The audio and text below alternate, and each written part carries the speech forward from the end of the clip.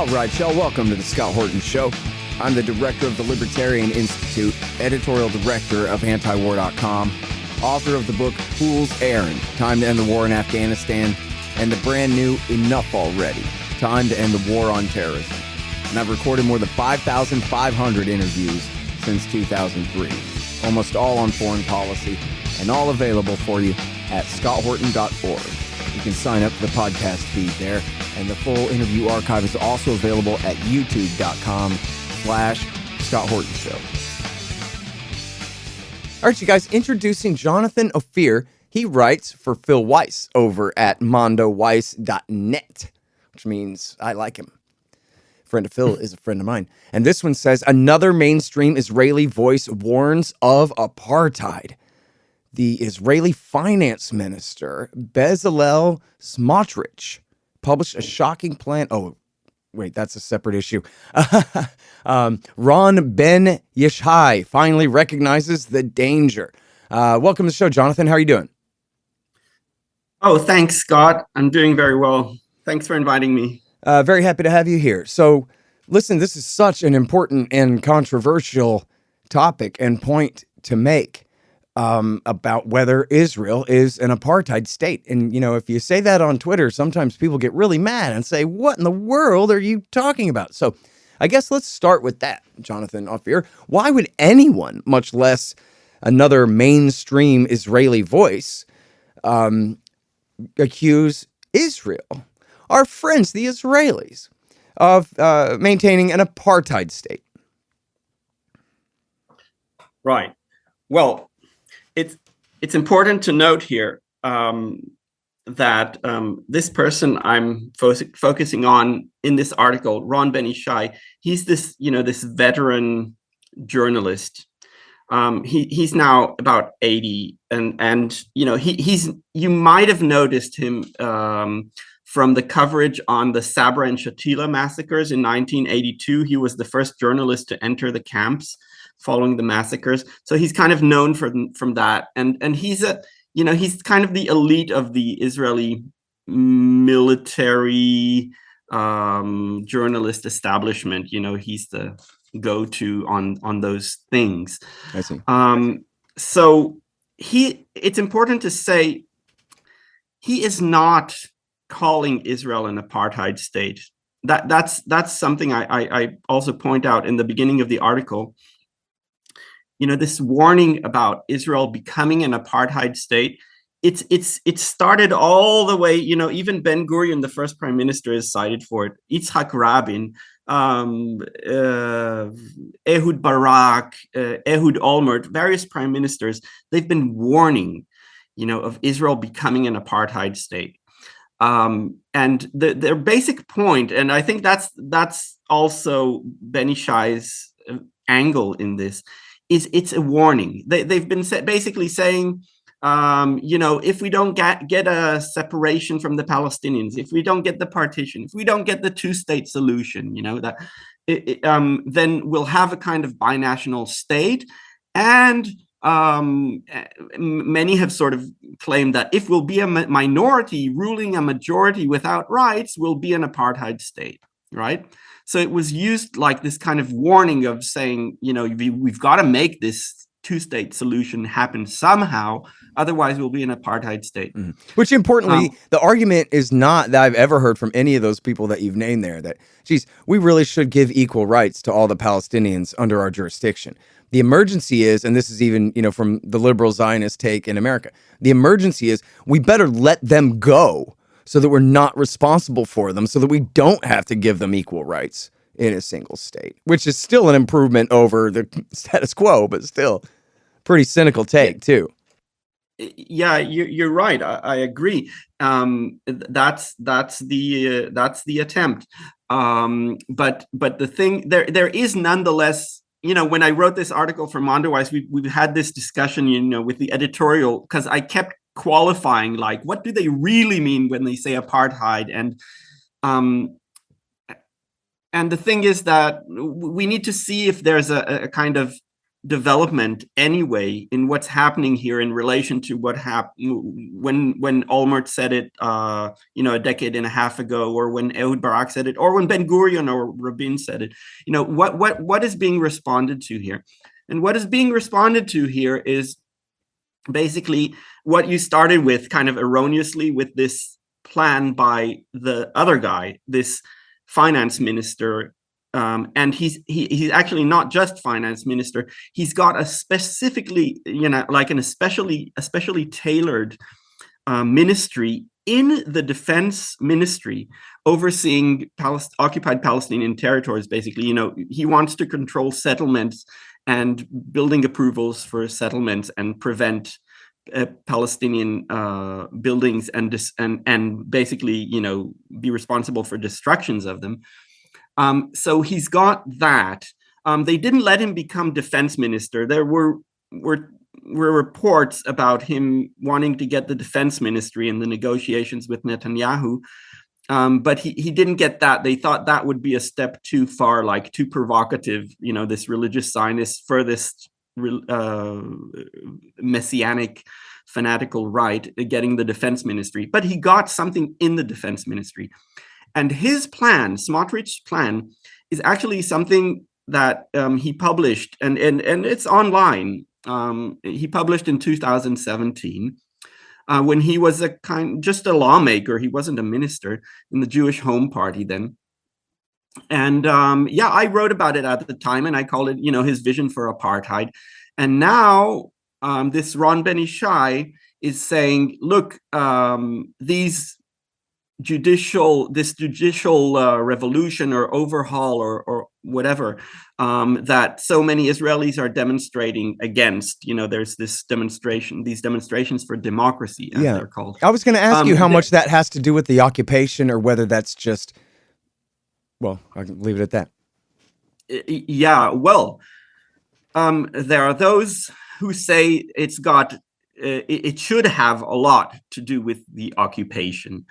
But that's unfortunately a very small minority, and it's a voice that is being kind of crushed here, because in these demonstrations, there's been a group, when there was 100,000, maybe there was like a couple of hundred that were grouping together with Palestinian flags, but the majority of those participants, they really didn't like that. Neither did the organizers.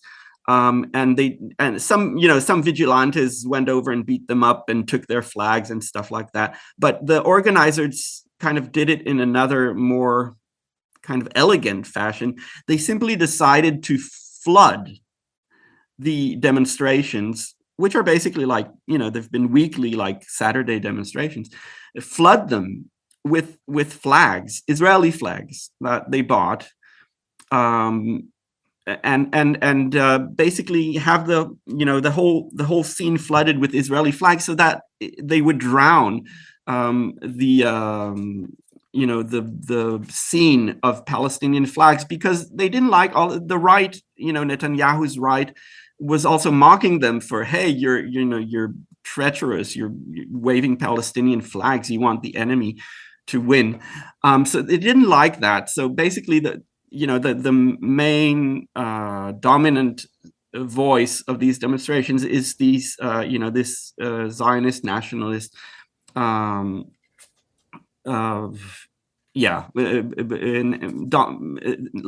this Zionist line, that we're patriots, but we want a strong judiciary. We don't want you to crush the Supreme Court.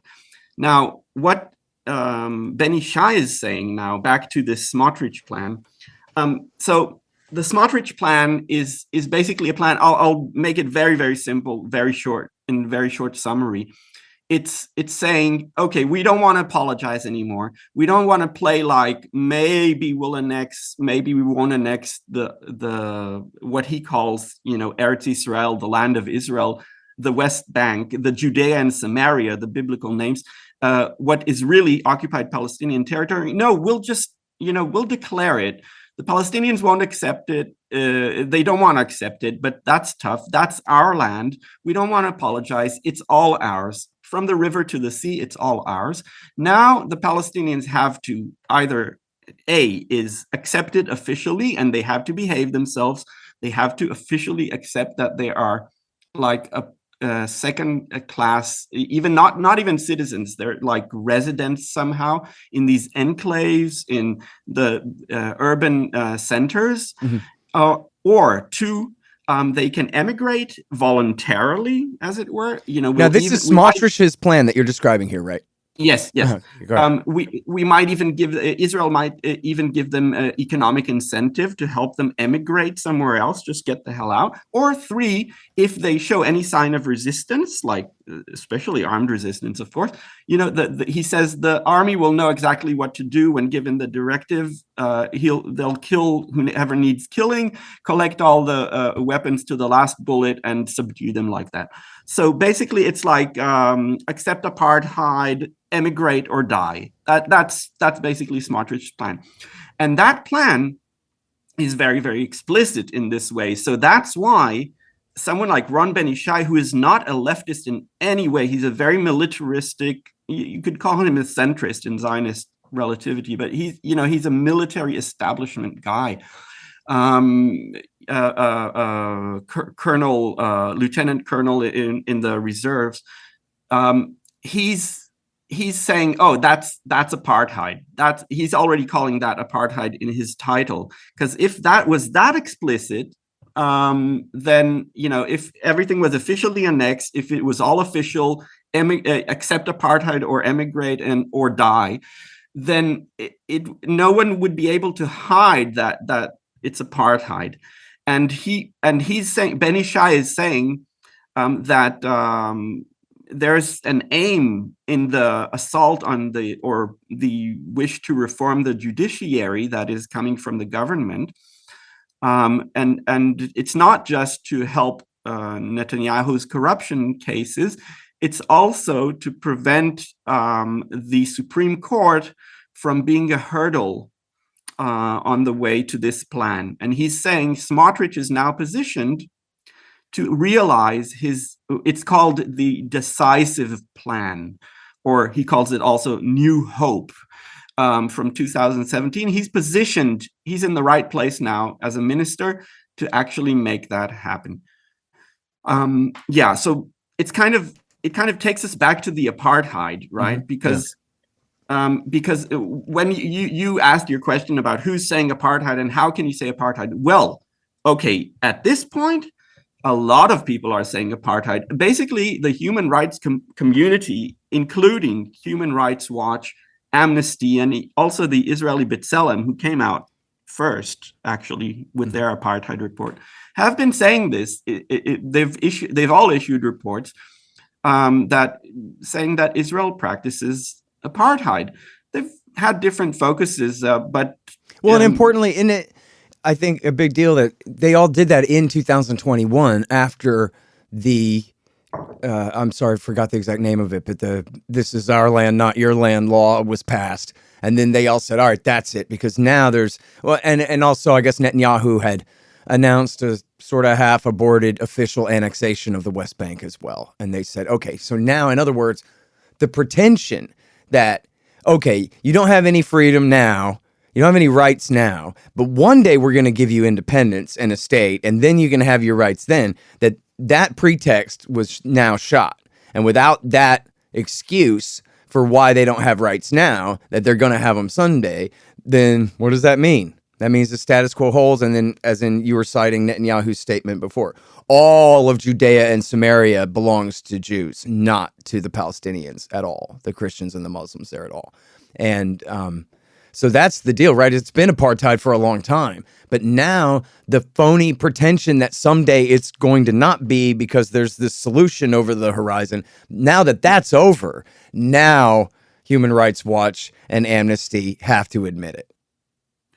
Yeah, I think there's a great deal of truth in what you're describing there, Scott, and I'll just kind of buttress it with a few facts. So I think the law that you're referring to is so-called the so-called nation state law, You called it "This is our land, not yours" land. Yeah, that's from 2018, mid 2018, and it kind of codifies Israel as a racist apartheid state. Yeah,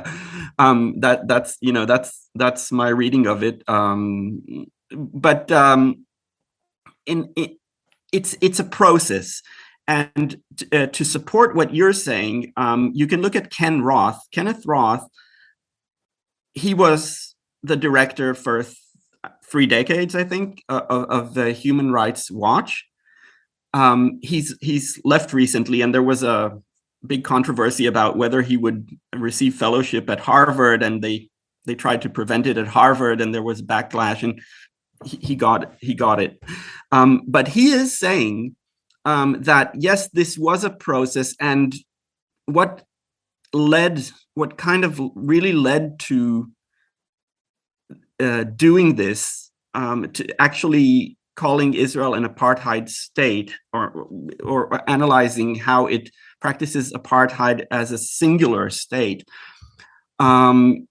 It's that loss of prospect. The two-state idea was kind of keeping them at bay. He admits it. And he even admits that they discussed, I think Phil wrote about this in Mondoweiss, he reported on it. So Ken Roth says that they even discussed with Bezalel, like, who would go first at it. And Bezalel actually went first at it in beginning of 21.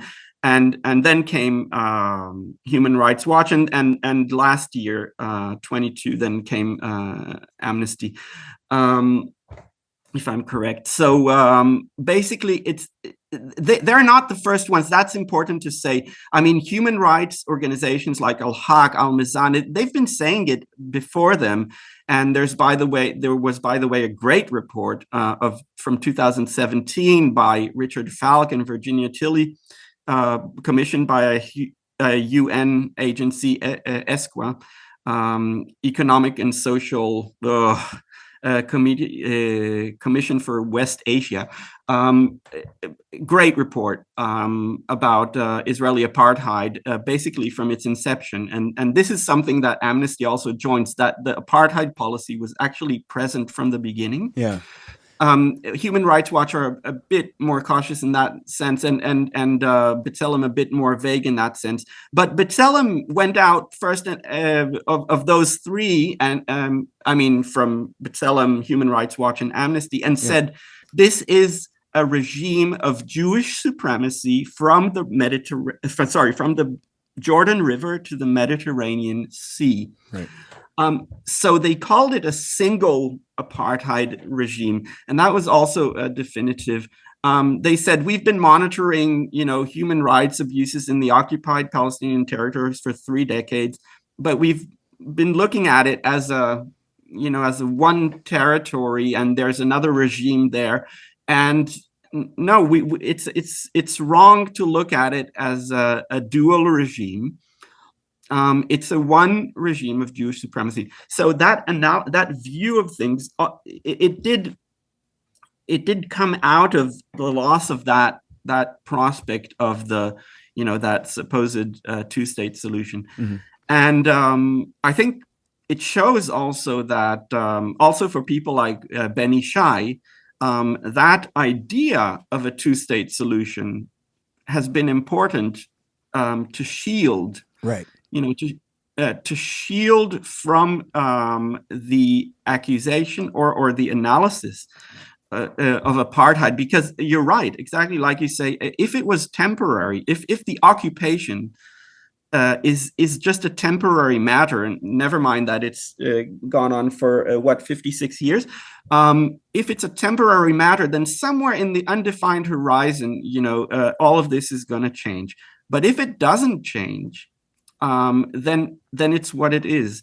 And Smotrich, back to Smotrich here. Smotrich. Well, wait. Let me hold that thought for just 1 second, because I want to dwell on this for just one moment, because I'm trying to refer back to when I was much younger and didn't understand the situation, my kind of TV understanding of it that I project onto at least newer members of my audience. I know that people really don't know this stuff, and people really respond to learning it.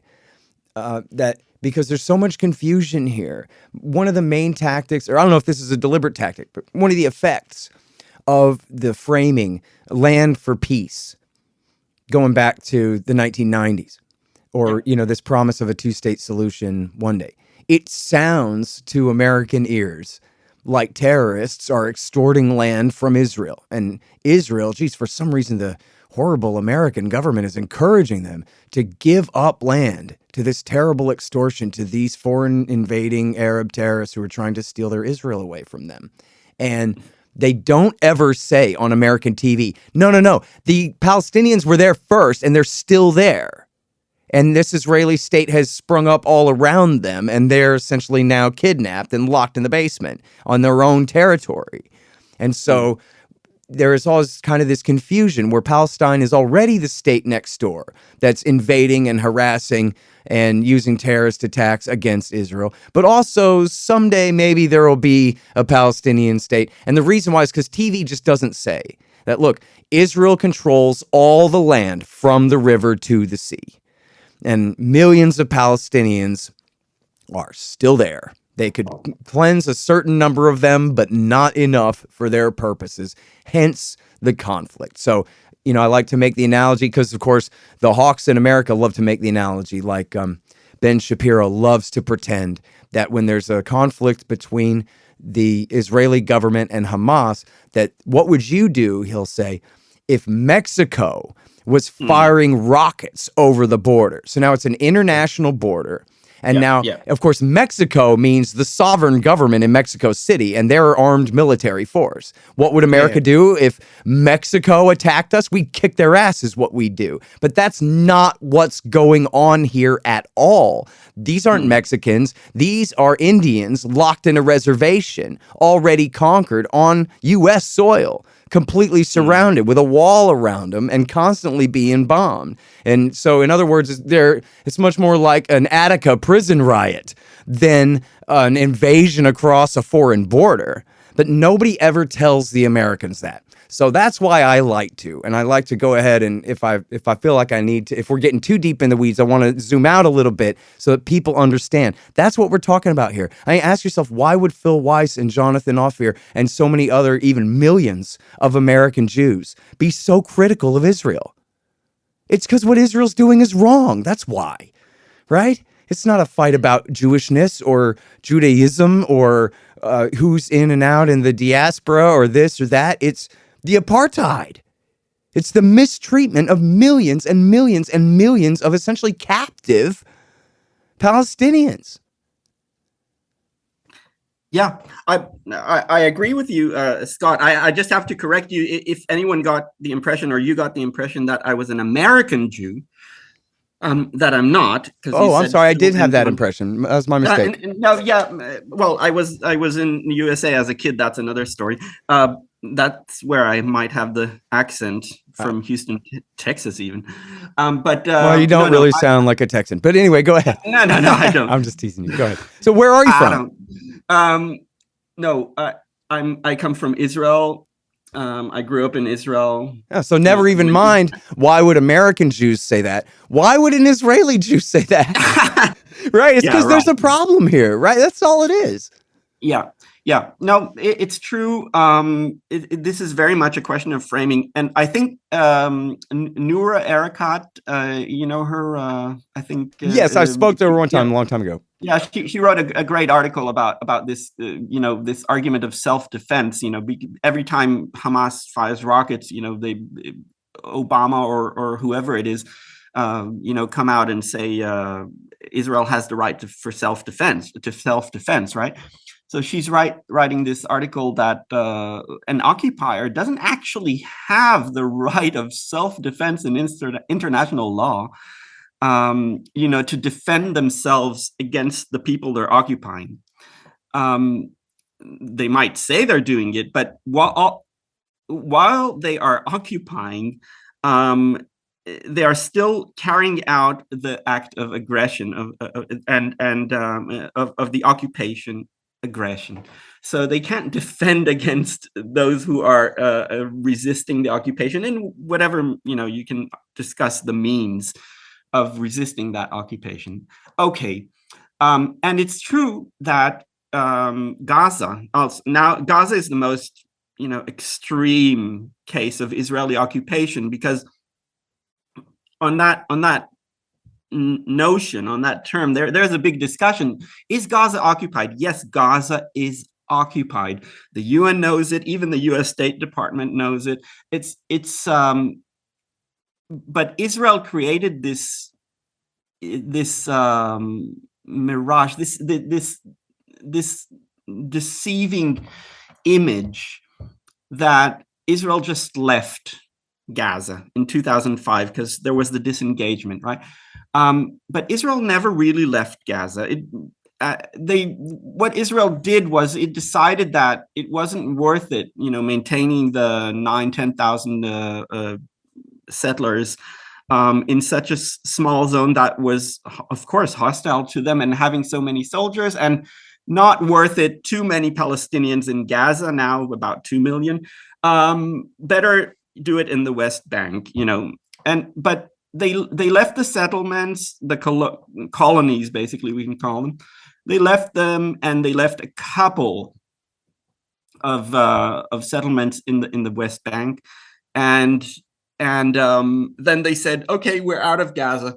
But Israel kept control over Gaza all the time. It still does. It controls the birth registry. It controls entry of everything, exit of everything, water, electromagnetic space, everything.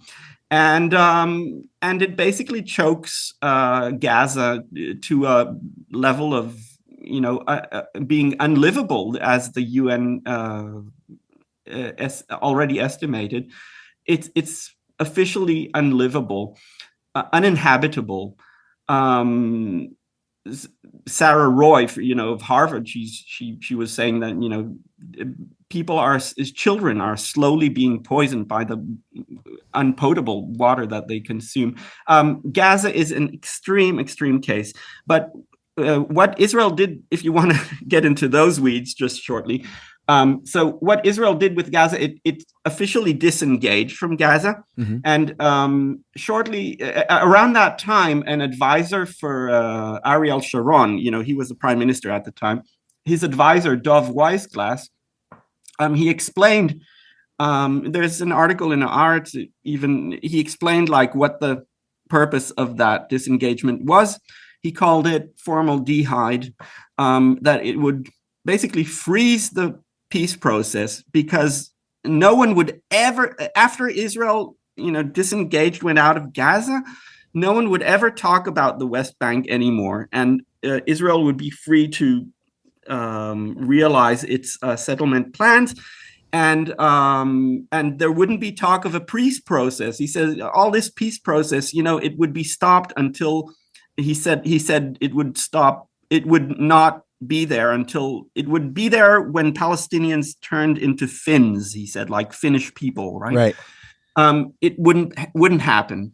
So there's this big misconception about Gaza, and I don't know what Israel will do with Gaza. I don't know if Israel knows what it will do with Gaza.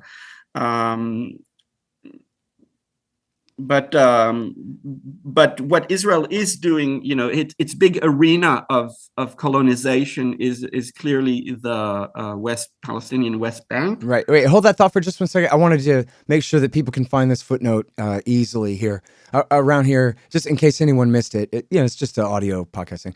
We pronounce it formaldehyde. That was the quote. Was the disengagement is actually right, formaldehyde. Right, yeah. It's okay. I just want to make sure people can find that. It's Dov Weissglass, worked for Ariel Sharon.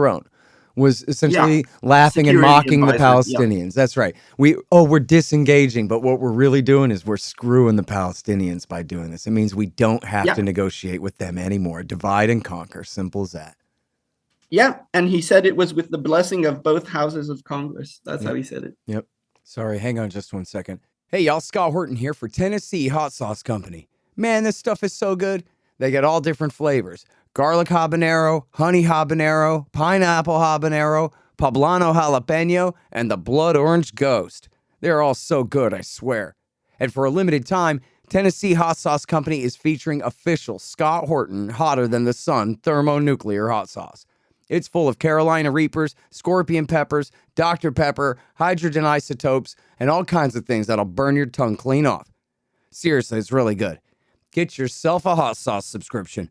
Spend $40 or more and use promo code SCOTT to get a free bottle of Hotter Than the Sun hot sauce. That's tnhotsauceco.com. Hey, y'all got to check out these awesome busts of our hero, the great Ron Paul. They're made by the renowned sculptor Rick Casali. They're 13 inches tall, hand-painted bronze resin based on Casali's brilliant original. Y'all may have seen mine in the background on my bookshelf in some recent interviews. The thing is unbelievable. Check out this incredible piece of art at rickcasali.com/Ron Paul, and you'll see what I mean. Use promo code Horton and you'll save $25, and this show will get a little kickback too. That's rickcasali.com/Ron Paul. Casali is Casali. rickcasali.com/Ron Paul. And there's free shipping too. That's right, he says, and all this with a U.S. presidential blessing and the ratification of both houses of Congress. Ha, ha, ha. And to quote Netanyahu, the Americans are easily moved. 80% of them support us. It's absurd, he said. And in that, I agree with the prime minister. All right, now, so the West Bank, you're right. So this is the big deal, right? So people understand I guess if they could, they'd transfer all the Palestinians from the West Bank to Gaza. They care much less about owning and controlling the Gaza Strip as compared to what they call Judea and Samaria. And now, is that just for biblical reasons or just because the next step is conquering Jordan and Iraq and you got to start somewhere, or what? Okay. Yeah. That was a greater Israel joke. Go ahead. I think we've got enough, and Israel has got enough on its plate with kind of conglomerating its plans for colonizing the West Bank. What about Gaza? Well, Gaza, from the beginning, Gaza is right now about 70% refugees. Yeah. It's where Israel threw away its refugees, and it's where it still has them stored, and it has them stored under lock and key. That's Gaza. There are refugees in the West Bank, a lot of them, and a lot of them in Jordan and other places. But Gaza is like you can call it a refugee, even concentration camp. Like even Israeli Haaretz journalist Amira has used that term, at least open air prison. So about the West Bank, well, the reality in the West Bank looks actually a lot like it looks. That's what I point out in my article. It's like scary how much it looks like Smotrich's plan.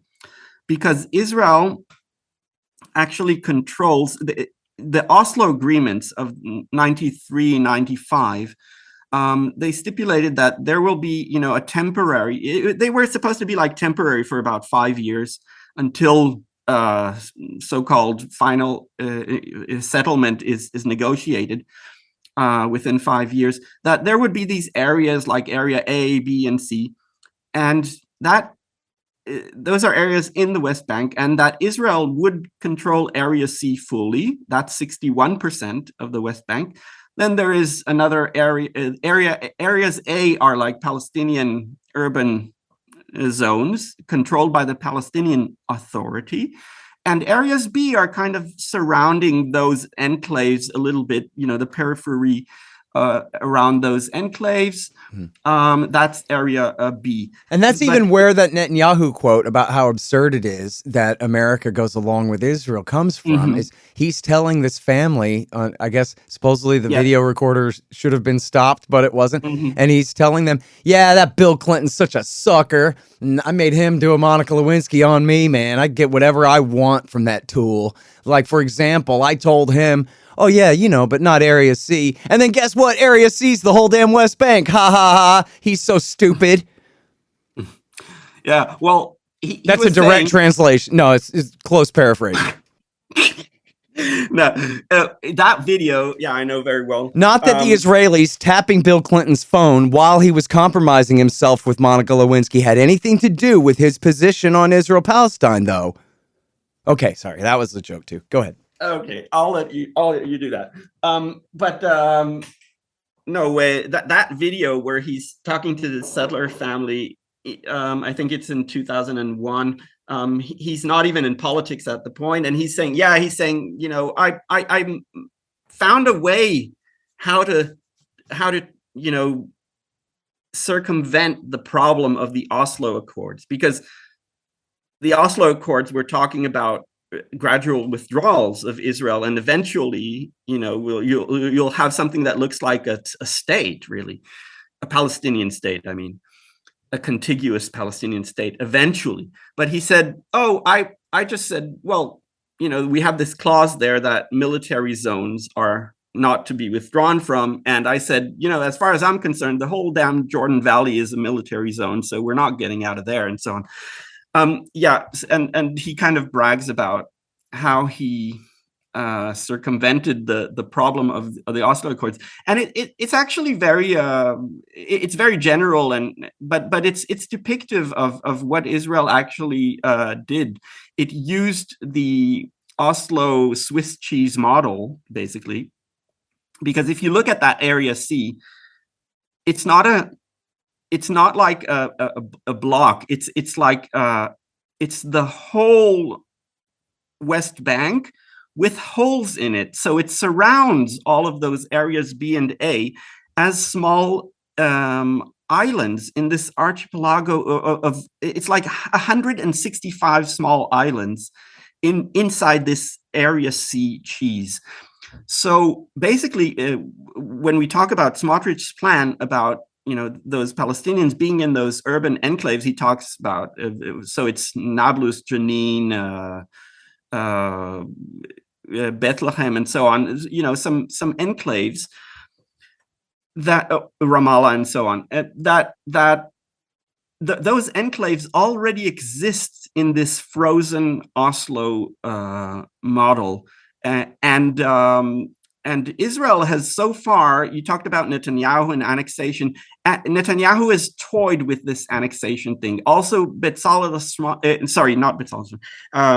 Bennett, who was prime minister in the recent so-called government of change, he also pushed for it. You know, a decade ago, he was talking about it very heavily.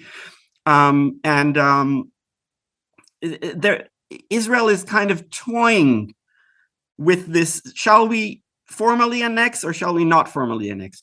And the so-called Abraham Accords that Trump introduced, they had this stipulation that, you know, 30% of the West Bank is going to be annexed for Israel, and the Israelis said, "Hey, great." The big thing with the Abraham Accords, though, that Netanyahu kind of brags about is the ideology. You said land for peace. He brags that he made a new concept. Everyone talked about land for peace, but he made peace for peace. So he's saying, yeah, I proved that we can get normalization. We can get so-called peace, and never mind that those countries were never at war with Israel, like United Arab Emirates and Bahrain, and then Morocco and Sudan. They're never in war with Israel. We got peace, but they, it didn't involve giving away land to the Palestinians. So Israel is trying to get this kind of normalization of we're here, and it's waiting for this for the next move where it can sort of solidify its hold and say, this is ours officially. It has done it, in some areas. So Israel has formally annexed the Syrian Golan Heights. It did that in 1981. It conquered them in 1967. It formally annexed in 81. It annexed, de facto it annexed East Jerusalem from the beginning, but it did it formally in 1980. East Jerusalem is actually kind of a model for what might, what this plan by Smotrich might look like. And Ron Ben-Yishai is saying is mentioning that the East Jerusalem is kind of like, we can see this model of Palestinians being residents, but not citizens. So when Israel annexed East Jerusalem, it actually, it increased the municipal bounds tenfold, from 7 square kilometers to 70. So it came to engulf like 28 or something Palestinian villages, called it East Jerusalem. And then it gave them residency. It didn't want to give them citizenship. So residency permit, and it makes them much more vulnerable in terms of expulsion. Yeah. All right. Now, I guess the question is, now that Netanyahu is back in, he has this new coalition, and, this guy is that you're talking about here. He's not the only one, right? There's this whole group of much further right than before members of Netanyahu's coalition. And I read that this other guy who's a real fanatic is now in charge of security over there, which gives him control over the Temple Mount. And there's some people, at least, are real concerned for the short-term future here. I guess the question is, how much further to the right compared to even the last Netanyahu government is this? And tell me there's not a real risk they're going to blow up the Al-Aqsa Mosque and build the third temple and start sacrificing animals and start a world war and stuff, right?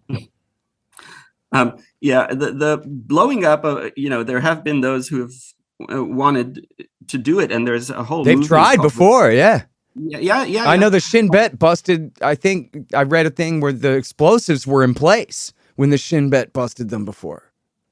I can't remember if they were in place, but it was imminent. And those people are basically walking around.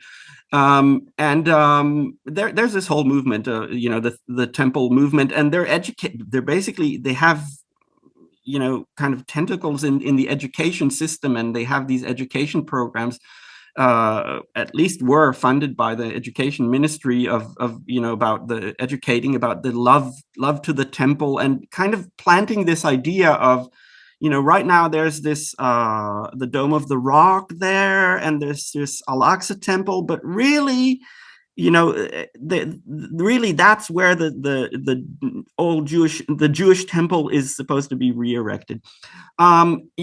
How far that's going to be realized at any point before we all die, I don't know. But you're right, Itamar Ben-Gvir, who is now not just there used to be a post called the police minister or the minister of internal security.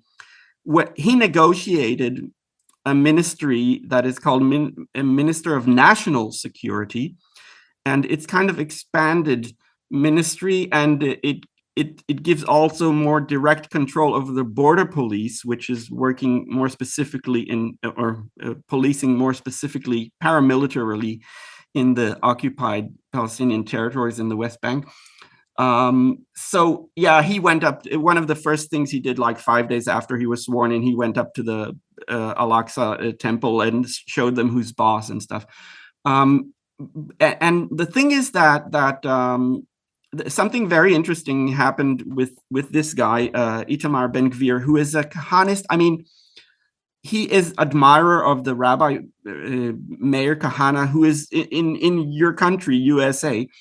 He was a convicted terrorist for the Jewish Defense League. So he's a disciple of this Kahanism.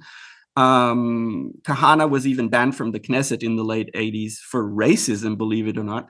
And he was this Ben-Gvir is an admirer of Baruch Goldstein, who massacred 29 worshippers at the Al Ibrahimi Mosque in Hebron, or Al Khalil, in 1994. He had a poster of him in his living room. He reportedly removed it because they told him that it was not good publicity anymore. But he admires these guys. So slow that down. Just say that again in slow motion. He had a poster on his wall of a guy who went into a mosque and massacred a bunch of innocent civilians at prayer. Yeah. Okay. Sorry. Go ahead. Yeah. So Ben-Gvir, he's himself convicted for support to a Jewish terrorist organization and incitement to racism and so on. He has I think 50 indictments or something. And he's become Minister of National Security. And the very interesting thing that happened here. So the Kahanism, this whole movement with Meir Kahane, I mean, he was assassinated in New York in 1990. Yeah. He came to Israel. He started up his Kach fascist movement, Jewish supremacist movement, was banned from running. I think it was 1987.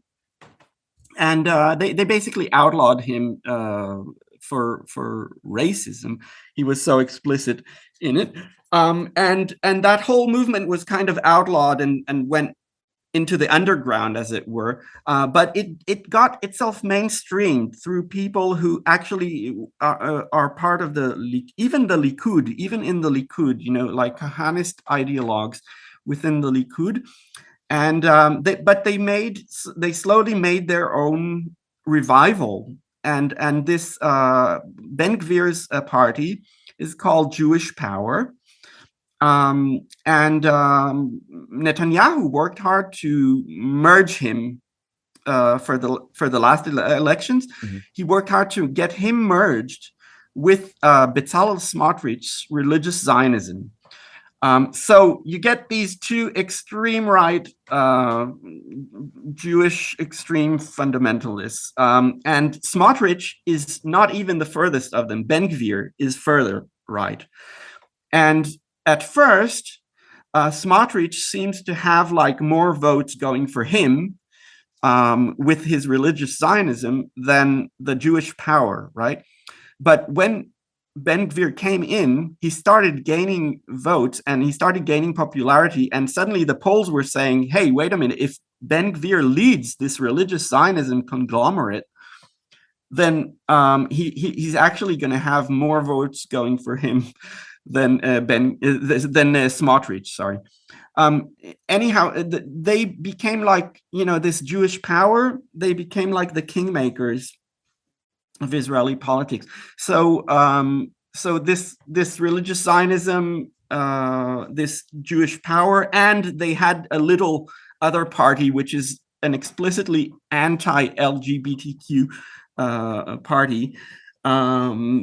They went together and they got their I think it was 14 seats, 14 mandates, as it's called, and they became the kingmakers for Netanyahu's Likud. So yeah, that's what we're seeing now. Oh man. Jonathan, listen, I can't tell you how much I appreciate your time on the show, and we're just about out of it now. But I really have learned a lot and happy to make your acquaintance here. And I hope people will go and read this great article at Mondoweiss, which for some reason I can't find now. What the hell happened to it? Oh, here it is. Another mainstream Israeli voice warns of apartheid. Again, that's at mondoweiss.net. Thank you so much for your time, man. Really appreciate it. Thank you so much, Scott. Thanks. The Scott Horton Show, Anti-War Radio, can be heard on KPFK 90.7 FM in LA, APSradio.com, antiwar.com, scotthorton.org, and libertarianinstitute.org.